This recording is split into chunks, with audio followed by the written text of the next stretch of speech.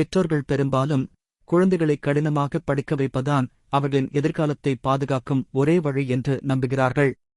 நல்ல மதிப்பெண்கள் தானாகவே ஒரு நல்ல தொழில் மற்றும் மகிழ்ச்சியான வாழ்க்கைக்கு வழிவகுக்கும் என்று நினைத்து, இந்த நம்பிக்கை அவர்களின் கல்வி குறித்த மனப்போக்கை உருவாக்குகிறது. பல பெற்றோர் தங்களது நிறைவேறாத கனவுகளை அறியாமலேயே குழந்தைகளின் மீது திணிப்பதோடு, அவர்களின் செயல்திறனை மற்றவர்களுடன் ஒப்பிட்டு நம்பிக்கையை குறைக்கும் அழுத்தத்தை உருவாக்குகிறார்கள்.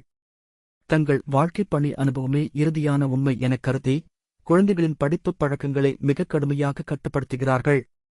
ஆனால் குழந்தைகளின் மனப்போக்கு வேறுபட்டது.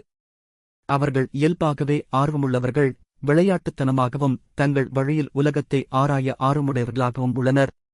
கற்றல் கட்டாயமாக இருந்தால் அவர்கள் விரைவில் ஆர்வத்தை இழக்கிறார்கள்.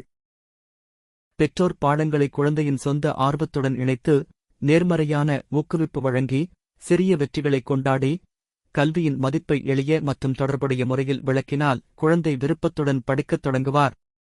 கடுமையான கண்காணிப்பாளராக இல்லாமல் ஆதரவு தரும் நண்பராக நடந்து, குழந்தையின் தனிப்பட்ட முன்னேற்ற வேகத்தை மதித்து, ஒப்பீட்டைக் காட்டிலும் ஆர்வத்துக்கு முக்கியத்துவம் அளிப்பது, படிப்பை ஒரு சுமையாக இல்லாமல் மகிழ்ச்சியான பழக்கமாக மாற்ற உதவும்.